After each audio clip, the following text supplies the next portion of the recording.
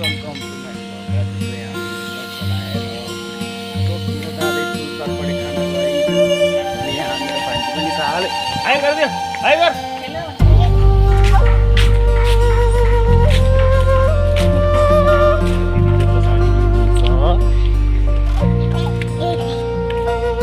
अनि एउटा दिदी चाहिँ उता पसलमा पुगेर बस्नुभएको छ। त्यो दिदीको नाम हो मोटी दिदी।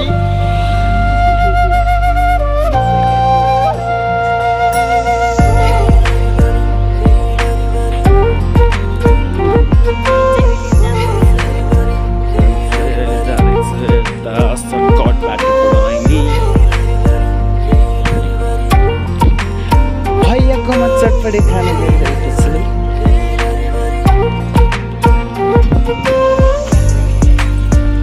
मेरो पनि बाजे चाहिँ त्यहाँ पुरै भागिरहेछ यताउता। मोटीको हालत हेर्नुपर्छ अब के गरेर होला त्यहाँ।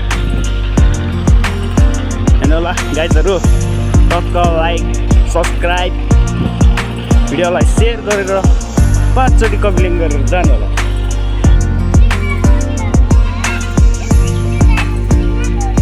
के भन्छ रे भाइ?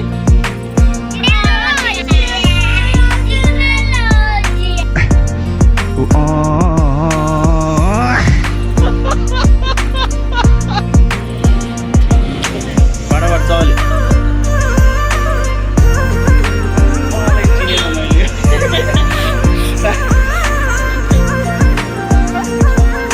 मोटीको हालत